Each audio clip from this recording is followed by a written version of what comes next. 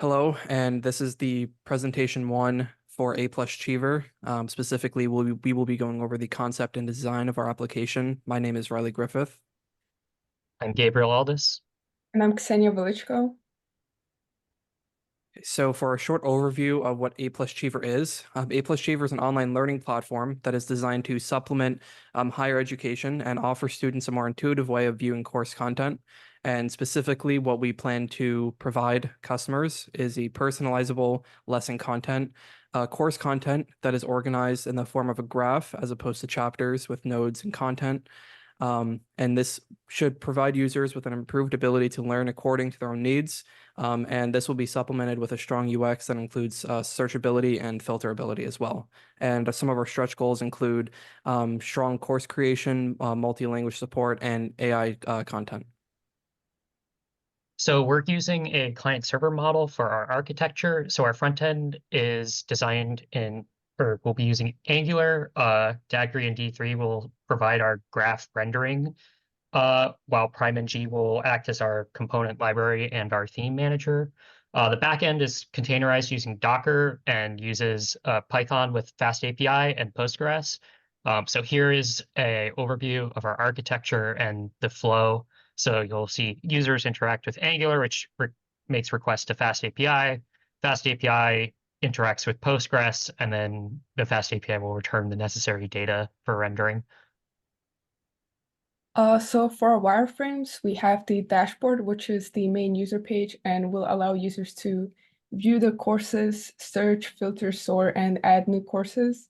When the user clicks on one of the courses, they'll be taken to the main course page, which is where they can view the lessons in the graph format, which will be colored based on their completion status. They can also open a sidebar in order to search through the lessons.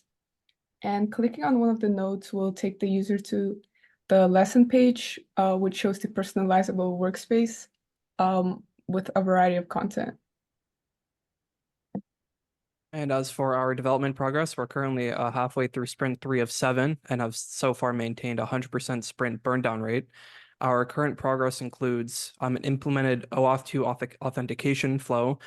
We've made a lot of progress on the foundation of the application shell, specifically for the UI. So this includes our nav bar and a simple foundation for navigating through pages.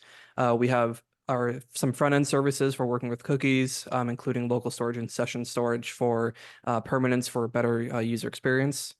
We have a strong backend database model that includes the architecture you saw, as well as tables for users, courses, course nodes. And this is supplemented by a mock data generator. And we've also developed a component for displaying arbitrarily directed graphs for the course viewer. So my planned tasks for the time between now and presentation 2 include collaborating to implement more of the front end, mostly filtering and filter UI for the graphs, and then the lesson content view. I'll also be ironing out any final bugs with our custom graph display implementation, and I'll be helping ensure that data is smoothly transferred between the client and server. And I will be working on a couple of main tasks. Firstly, it's refining the backend infrastructure to support the work that Ksenia and Gabe are doing on the front end, specifically continuing to work on our unit test suite for the backend and the API endpoints as well as refining the mock data generation. I will also be working on the instructor view to allow people, teachers or instructors to develop the course content themselves. And thirdly, one of our original stretch goals was to implement AI-generated content to supplement the user-generated course content through the form of infinite and user-tailored quizzes, for example. So there's going to be a lot of research here, and I'm going to begin the process of that here shortly. For my planned tasks, my main focus will be on development of pages for the student to interact with the courses.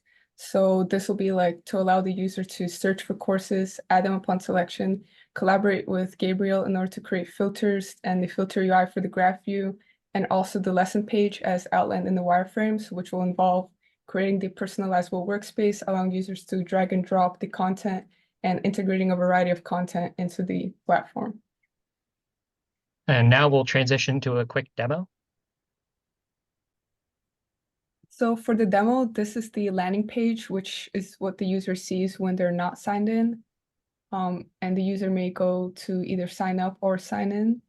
Here they enter their information and then they can sign in.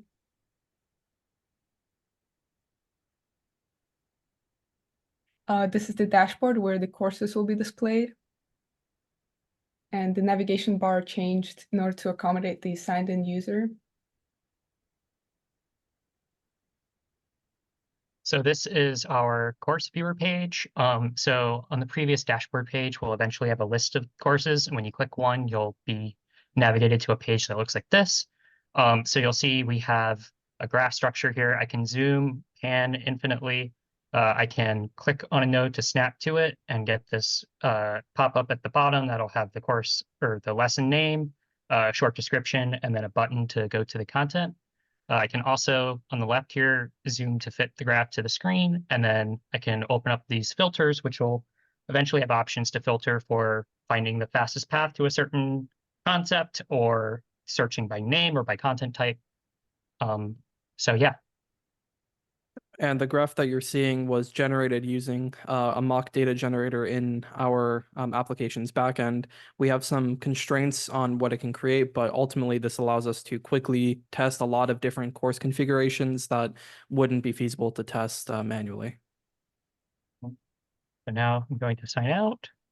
And when you sign out, the navigation bar changes back to the sign out state. So thank you for viewing this presentation.